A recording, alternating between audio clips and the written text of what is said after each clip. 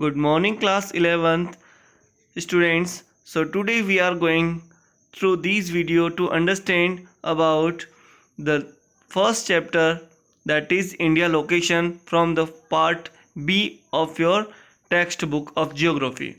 As I mentioned or instructed to you that there are two textbooks in geography in your class. They are the first one, that means the part A is the titled as Fundamentals of Physical Geography, and part B is titled as India Physical Environment. So today we are going to read the chapter number 1, India Location. It is the chapter from part B, I mean to say from India Physical Environment. So in this chapter basically we are going to read about the latitudinal extension of India on the world map or on the globe, we can say. And the previously you also have been read in class 9 geography textbook in chapter number 1 regarding to the same. So let's move for the next. Before reading or starting the chapter, I would like to introduce you with some important latitudes which are mentioned on the globe. Here students, you may see some horizontal lines are there, like this one, this one, this one.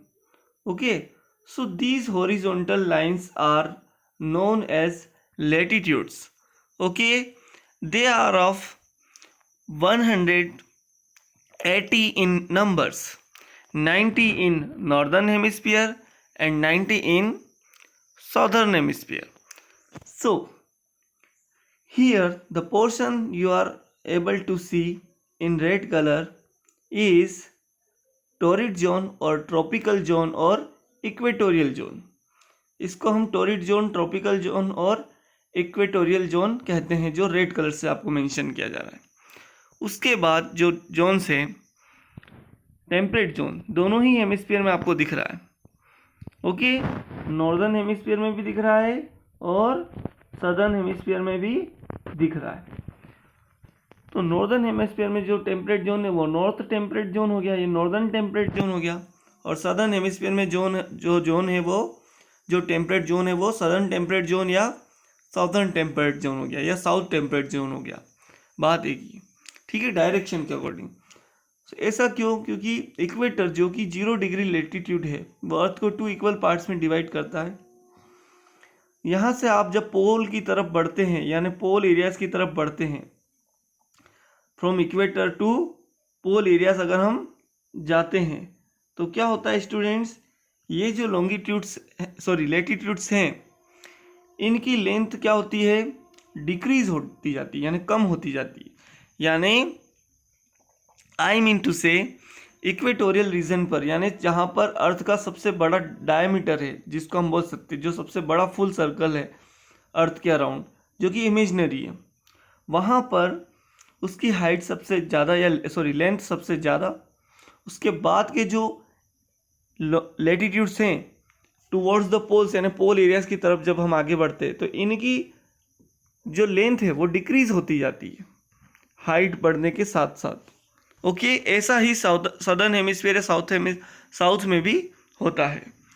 ठीक है.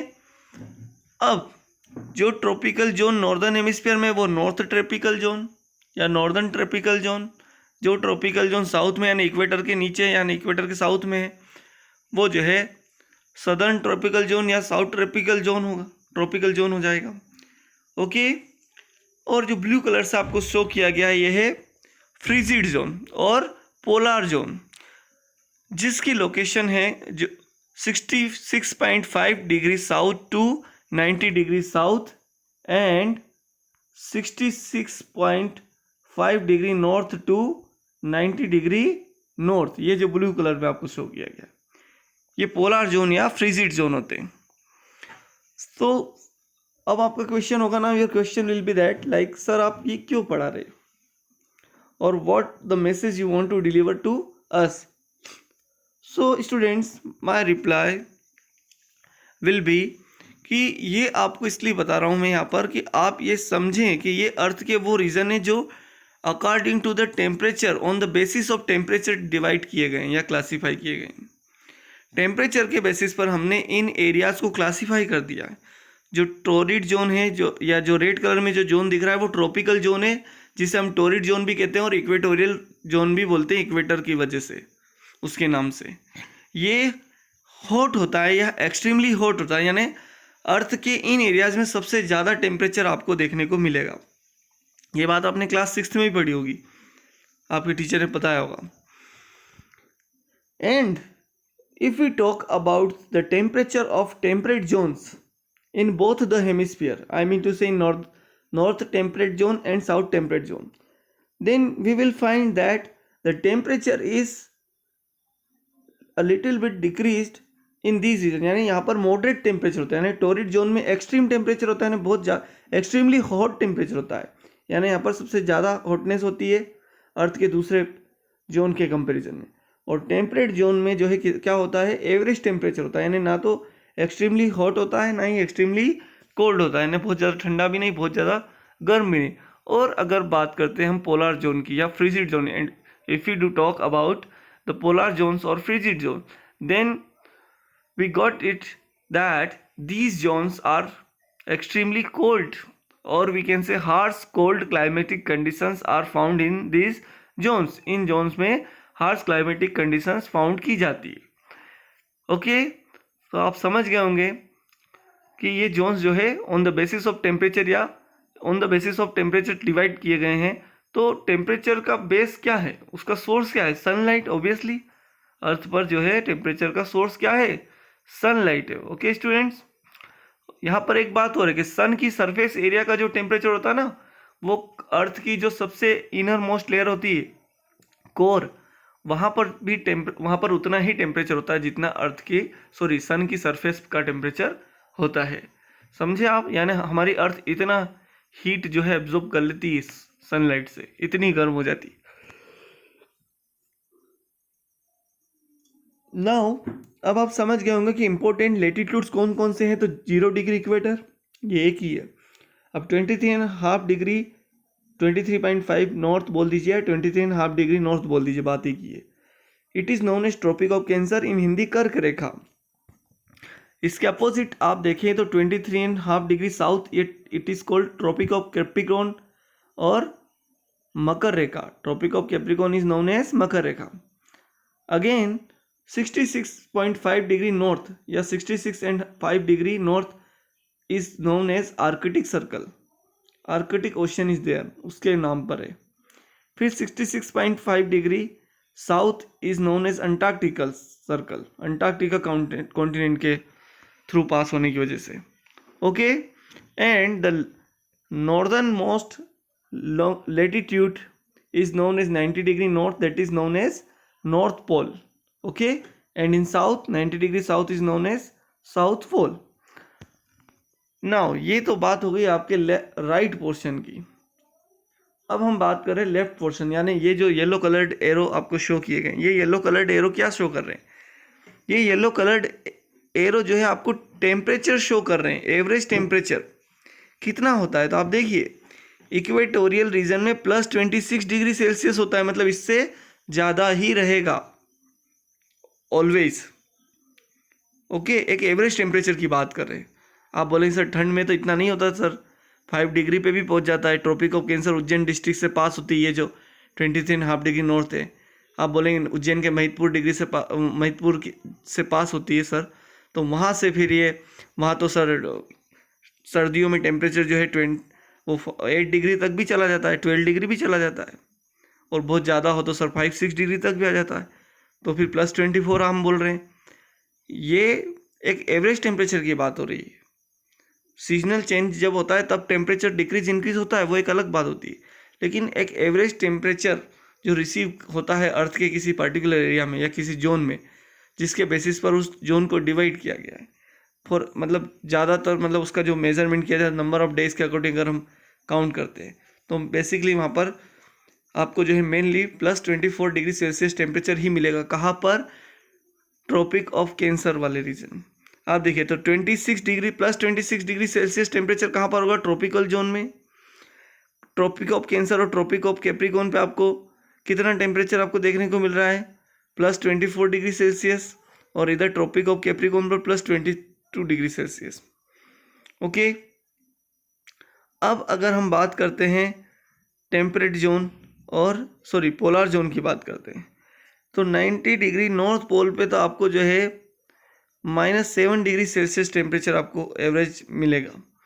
और 90 degree south pole की बात करते हैं तो -33 degree Celsius temperature हमें देखने को मिलता है। यहाँ पर ऐसा क्यों? यहाँ इतना कम, और नॉर्थ फ्रीजिड जोन या पोलर जोन में इतना मतलब कम है, लेकिन थोड़ा ज़्यादा है, -7 ज़्यादा होता है -33 से। तो -33 जहाँ हो रहा है ये अंटार्कटिक जोन एक्चुअल में। यहाँ पर जो है बर्फ़ जो है स्नो सीड्स आइस सीड्स जो होती है वो ह्यूज क्वांटिटी में जो है फ्लोटिंग कर रही है, तैर रही है समुद्र के पानी में, इसलिए -33 डिग्री सेल्सियस यहाँ पर टेम्परेचर शो किया गया। और भी कुछ बेसिस हो सकते हैं, बट ये आप इसका लब्बो लुबाब ये समझिए कि ये जो टेम्परेचर डिवाइड या क्लासीफाई किया गया है ये on the basis of the heat received by these areas on average basis in a particular year, उसके बेसिस पर आपको ये बताया गया। अब आप कहेंगे कि सर ट्रॉपिकल जोन में इतना टेम्परेचर क्यों होता है सबसे ज़्यादा, वहाँ क्यों होता है, और फ्रीजिड जोन में सबसे कम क्यों होता है, या पोलर जोन में कम क्यों होता है जहाँ ब्लू कलर शो किया गया है as compare to the red colour? तो इसका आंसर ये है कि ये जो एरियाज है जो रेड कलर्ड है या ट्रॉपिकल जोन से या इक्वेटोरियल रीजन है, यहाँ पर सनलाइट जो होती है वो सीधे सीधे आती है, वर्टिकली फॉल होती है थ्रू आउट द ईयर, पूरे साल। That's why these areas receives maximum heat through out the year. और ये एरियाज, ये क्षेत्र जो है सबसे ज़्यादा सनलाइट रिसीव करते हैं। एंड आप देखेंगे कि ये जो ब्लू कलर्ड एरियाज हैं इनकी अगर हम बात करें, बीच वाले को भी आप छोड़ दीजिए, तो यहाँ पर आप देख रहे हैं कि एक तो डिस्टेंस बढ़ गई सनराइज के यहाँ तक आने की। ज़्यादा डिस्टेंस ट्रेवल करना है तो ओबियसली ज़्यादा ट्रेवल होने की वजह से यहाँ पर सनलाइट की जो है माने आप बोल सकते हैं प्रेजेंस कम हो जाएगी। दूसरा, अर्थ जो है वो आपको अभी भले ही ये ऐसे दिख रहा है बिल्कुल फ्लैटेंड, लेकिन ये अभी स्ट्रेट दिख रहा है डायग्राम। ये जो ग्लोब का डायग्राम दिया है जिन पर लैटिट्यूड्स को दिखाया गया है, अगर ये एक्चुअल में ग्लोब पर होता तो ये 23.5 डिग्री टिल्ट यानी झुका हुआ होता, आपने पढ़ा होगा क्लास 6 में। तो उस कंडीशन में क्या होता है कि ये जो पोलर जोन्स होते हैं ना, यहाँ पर सनलाइट बहुत कम पहुँचता है। मतलब ऐसा होता है कि एक पोलर रीजन में अगर पहुँच रहा है 6 मंथ डे ही रहेगा। अगर नॉर्थ पोलर जो है या नॉर्थ पोल जो है या नॉर्थ फ्रीजिड जोन अगर सन के सामने आ रहा है तो 6 मंथ वहाँ पर तो डे रहेगा, और उस कंडीशन में during that time south polar zone या साउथ फ्रीजिड जोन या साउथ पोल पर क्या होगा, 6 मंथ नाइट होगा। और ठीक इसका रिवर्स होगा अगली कंडीशन में। ठीक है स्टूडेंट्स, तो ये बेसिक था। अब हम आगे चैप्टर पढ़ेंगे। इसमें हम कुछ फैक्ट्स ले रहे हैं, facts related to India. They are like territorial sea यानी 12 नॉटिकल मील्स। टेरिटोरियल सी का मतलब भारत की कितनी ज़मीन जो है उसको समुद्र छूता है, तो 12 नॉटिकल मील। ओके, नॉटिकल मील्स को आप कन्वर्ट कर लेना है, आई थिंक 1600 किलोमीटर अराउंड है, इतनी लंबी कोस्ट लाइन है। कॉन्टिग्यूअस जोन 24 नॉटिकल मील, एक्सक्लूसिव इकोनॉमिक जोन 200 नॉटिकल मील। इन तीनों में जो सबसे इम्पोर्टेंट है वो फर्स्ट वाला, आप उस पर फोकस करें। नाउ कॉन्टिनेंटल शेल्फ, इसको छोड़ दीजिए आप। Here longest river is Ganga, largest lake is lake Chilka, सबसे बड़ी झील लेक चिल्का जो कि ओडिशा में है। हाईएस्ट पॉइंट माउंट केटू है जो कि इंडिया का है। वर्ल्ड का है माउंट एवरेस्ट जो कि नेपाल में है, which is also known as Sagar Mata. Highest point is mount K two of India, Bharat की सबसे ऊंची पर्वत चोटी। Its height is 8611 metre, 8611। Highest point of Himalaya, Himalaya mountain का सबसे ऊंचा प्लेस कौन सा है, तो वो है कंचनजंगा। तो माउंट केटू जिसको काराकोरम पर्वत भी कहते हैं उसका है 8611। वैसे दुनिया में सबसे ऊंची जगह का प्लेस हिमालय माउंटेन में माउंट एवरेस्ट है, लेकिन इंडिया की बात करें तो सबसे ऊंची जो प्लेस है वो माउंट केटू है, जिसको गॉडविन ऑस्टिन भी बोलते हैं, जो कि 8611 मीटर ऊंची है। हाईएस्ट पॉइंट ऑफ हिमालय, अगर हिमालय माउंटेन तो कई सारे देशों में, भूटान में, नेपाल में, इंडिया में, ओके, लद्दाख में। तो अगर इंडिया की बात करें, सॉरी तिब्बत में, तो अगर इंडिया की बात करें तो इंडिया में हिमालय माउंटेन का सबसे ऊंचा प्लेस कौन सा है, तो that is Kanchenjunga and its height is 8598 metre. Okay students, ये फैक्ट है जो आपको पता होना चाहिए, जो आपकी जीके को इंक्रीज करते हैं। अब जब आपने आर्ट्स स्ट्रीम लिया है तो आपको डेटा बुक बनना पड़ेगा, दैट मीन्स आपको ज़्यादा से ज़्यादा डेटा स्टोर करने की एबिलिटी अपने आप में डेवलप करना पड़ेगी। नाउ लोवेस्ट पॉइंट यानी सबसे निचली जगह इस कुटनाथ। ओके, कुटनाथ जो है वो -2.2 मीटर, ये इसकी जो है हाइट है, -2.2 मीटर। अब देखिए, माने आप देखिए कि समुद्र में हो के पास होगा, या बिल्कुल निचला हिस्सा होगा समुद्र से लगा हुआ, ऐसा हम मान सकते हैं। फिर नॉर्दर्न मोस्ट पॉइंट यानी सबसे उत्तरी इलाका या उत्तर दिशा में आखिरी कोना हम बोल सकते हैं, दैट इज सियाचिन ग्लेशियर, जो कि काराकोरम पर्वत के पास में है। फिर साउदर्न मोस्ट पॉइंट की बात होती है, तो सदर्न मोस्ट पॉइंट कौन सा है, सबसे दक्षिणतम किनारा है, बिंदु कौन सा है, वो है इंदिरा पॉइंट। ये ग्रेट निकोबार प्लेस पर है, जो कि अंडमान एंड निकोबार आइलैंड में है। ठीक है स्टूडेंट्स, अब अगली स्लाइड में हम देख रहे हैं southern most point of India. अगर इंडिया की मेन लैंड, मुख्य भूमि की बात करें ना, जमीन की, तो ये क्या था फिर, तो ये वाटर बॉडीज है, मैंने ये जो इंदिरा पॉइंट है ये निकोबार, ये आइलैंड रीजन में है। ठीक है, वो मेन लैंड की बात, आइलैंड है इंडिया के, आइलैंड रीजन कौन से हैं, लक्षद्वीप और अंडमान निकोबार आइलैंड। ठीक है, अब अगर मेन लैंड की बात करते हैं ना, मुख्य भूमि की, ठीक है, तो मुख्य भूमि यानी आप स्लाइड में देखेंगे यहाँ पर मेन लैंड का मीनिंग यहाँ पर हो गया, ये जो मेन लैंड आपको दिख रही, ये मेन लैंड इंडिया की, ये जो बाउंड्री दिख रही, और ये आइलैंड रीजन है। तो आइलैंड रीजन में तो इंदिरा पॉइंट है, और मेन लैंड की अगर बात करें तो यहाँ पर कन्याकुमारी, केरला स्टेट में, यहाँ पर ये जो कन्याकुमारी यहाँ जो प्लेस है, सॉरी तमिलनाडु रीजन में, तमिलनाडु में कर, तो इसमें आप देखेंगे जो केप कोमरिन है, कन्याकुमारी प्लेस, ठीक है, जिसको केप कोमरिन भी बोलते हैं, यहाँ पर जो है ये भारत की मुख्य भूमि का सबसे दक्षिणी बिंदु है in Hindi. Now western most point यानी सबसे पश्चिमी छोर या किनारा, वो है वेस्ट ऑफ गुवार मोटा, ये गुजरात में। अब वेस्टर्न मोस्ट स्टेट इंडिया का गुजरात ही है, तो अंडरस्टूड है कि वेस्टर्न मोस्ट पॉइंट गुजरात के ही सबसे वेस्टर्न कॉर्नर होगा। ओके, तो west of Guhar Moti in Gujarat, and eastern most point is Kibithu in Arunachal Pradesh. हमको पता है कि सबसे ईस्टर्न स्टेट जो है इंडिया का कौन सा है, अरुणाचल प्रदेश है, तो ईस्टर्न मोस्ट पॉइंट कौन सा हुआ, किबिथू हुआ। ठीक है, जो कि अरुणाचल है। अब हाईएस्ट एल्टीट्यूड यानी सबसे ऊंची जगह, अभी हाल हमने पढ़ा कंचनजंगा, जो कि इंडिया के कौन से स्टेट में है, सिक्किम स्टेट में। एंड लोवेस्ट एल्टीट्यूड कुटुनाड, ये केरला स्टेट में है, सबसे निचली जगह। ओके स्टूडेंट्स, इसको आप मैप में भी अगर देखेंगे, आपको डायरेक्शन देखना आना चाहिए। सपोज अगर हम, वैसे तो आपको पता होगा, अगर हम कोई भी ऑब्जेक्ट देख रहे हैं, कोई भी फ्लैटेंड मैप देख रहे हैं, तो जब भी हम डायरेक्शन देखते हैं तो ऑलवेज जो हम अपर साइड होता है उस डायग्राम का, ये नॉर्थ डायरेक्शन को इंडिकेट करता है, और जो साउथर्न पार्ट होता है ये किसको इंडिकेट करता है, ये साउथ डायरेक्शन को इंडिकेट करता है। सॉरी, डाउनवर्ड एरिया, जो डाउनवर्ड रीजन जो होता है वो सदर्न डायरेक्शन या साउथ डायरेक्शन या दक्षिण दिशा को बताता है।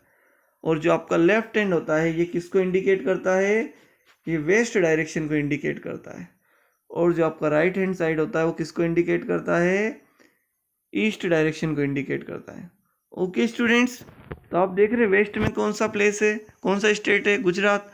तो गुजरात में ही वेस्टर्न मोस्ट पॉइंट हो सकता है इंडिया का। सबसे ईस्टर्न स्टेट इंडिया का है अरुणाचल प्रदेश, ये यहाँ पर। तो इसका सबसे आखिरी किनारा यहाँ पर हो सकता है, मतलब इंडिया अरुणाचल प्रदेश का भी ईस्टर्न मोस्ट पॉइंट और इंडिया का भी ईस्टर्न मोस्ट पॉइंट यहाँ पर होगा। ठीक है, नॉर्दर्न मोस्ट पॉइंट जो है जम्मू एंड कश्मीर में होगा यहाँ पर, और सदर्न मोस्ट पॉइंट जो है वो तमिलनाडु में होगा यहाँ पर, जो हमने पढ़ा Kanyakumari. Okay students, main land की बात अगर हम करें तो, ठीक है, now students, here is given, now students make the southernmost and northernmost latitude and the easternmost and westernmost longitude. The mainland of India extends from Kashmir in the north to Kanyakumari in the south and Arunachal Pradesh in east to Gujarat in the west. ये मैंने अभी हाल आपको बताया। ठीक है, India's territorial limit further extend towards the sea up to 12 nautical miles, about 21.9 kilometre from the coast. यानी India का जो लॉन्गिट्यूड, इसकी जो टेरिटोरियल लिमिट है, यानी भूमिगत जो इसका क्षेत्र है, वो हमने पढ़ा है कि जो है अंडमान निकोबार आइलैंड जो है वो कहाँ पर है, समुद्र के बीच में है।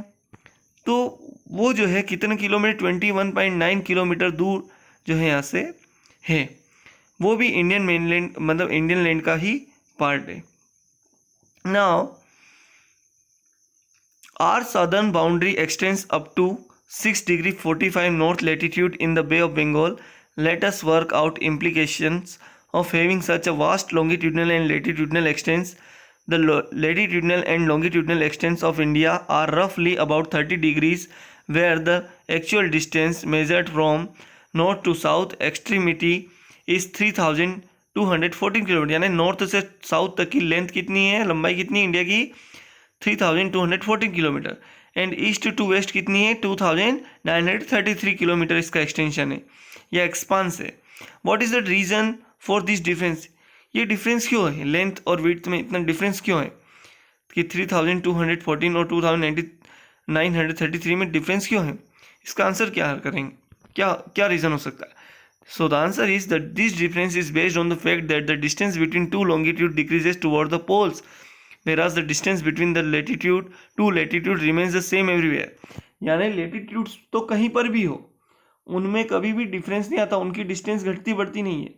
पर जो लॉन्गिट्यूड्स होते हैं उनमें उनकी जो डिस्टेंस होती है वो डिक्रीज होती है टूवर्ड्स द पोल, यानी जब हम पोल एरिया की तरफ जाते हैं। तो यही एक रीज़न है जिसकी वजह से लेंथ और विड्थ में डिफरेंस होता है किसी प्लेस की। Okay students, now find out the distance between to latitudes. दो लेटीट्यूड के बीच में डिस्टेंस कैसे फाइंड आउट की जाती है। Okay, so later on we will discuss about this. Before that, some easy content you have to got it. There are name a few places in India through which standard meridian passes. Bharat की उन जगहों के नाम बताइए जहाँ से standard meridian पास होते हैं। तो वो है Allahabad and Kakinada. Okay, standard meridian क्या होता है? ये सेंट्रल लॉन्गिट्यूड होता है किसी भी कंट्री का। एक्चुअल में कुछ कंट्रीज इतने बड़े होते हैं, जैसे इंडिया वर्ल्ड में 7th रैंक पे एरिया वाइज, तो वहाँ पर टाइम जोन डिसाइड किए जाते हैं। वैसे तो नॉर्मली हर कंट्री का एक अपना टाइम जोन होता है, इंडिया जैसी साइज़ की कंट्रीज़ का। कुछ कंट्रीज़ के 7 होते हैं, किसी के 11, लाइक रशिया है, यूनाइटेड स्टेट्स ऑफ अमेरिका है। पर हमारा कंट्री इतना बड़ा नहीं है, पाकिस्तान नहीं है, तो इनके एक एक टाइम जोन है। तो ये जो टाइम जोन होते हैं वो डिसाइड किए जाते हैं on the basis of the central longitude of the country. यानी किसी देश में कितने लॉन्गिट्यूड, उन टोटल लॉन्गिट्यूड्स में से जो सबसे बीच का लॉन्गिट्यूड होता है उसको जो है सेंट्रल लॉन्गिट्यूड मानकर जो है उसको जो है क्या नाम दे दिया जाता है, स्टैंडर्ड मेरिडियन नाम दे दिया जाता है, ताकि इस पूरे कंट्री की घड़ियों का टाइम एक जैसा हो, टाइम से रिलेटेड कोई भी डिस्टर्बेंस क्रिएट नहीं हो, कंट्री में कहीं भी आप आए जाए एक जैसी घड़ी आप सेट कर सकें। अब देखिए, India with its area of 3.28 million square kilometre India का एरिया है, और ये वर्ल्ड का कितना 2.4% एरिया कवर करता है। यानी दुनिया में जो टोटल लैंड एरिया है उसका 2.4% कौन सा country? Students, in my next video I will deliver the next content. Okay, I hope you also you will read chapter, आप भी चैप्टर रीड करेंगे। एंड आपको समझ में आ जाएगा अच्छे से। फिर भी कोई डाउट हो तो हम आगे इसको और रीड करेंगे, 1 or 2 videos I will send more on this chapter. हमने part B, now the question is arising in your mind, I know that why sir we are starting with part B, why not with part A. तो मैं आपको explain यहाँ पर बताना चाहूँगा, here I would like to speak to you that there are 7 chapters in part B. Among that, 3 has been reduced or deleted or omitted by the CBSE for this session. So only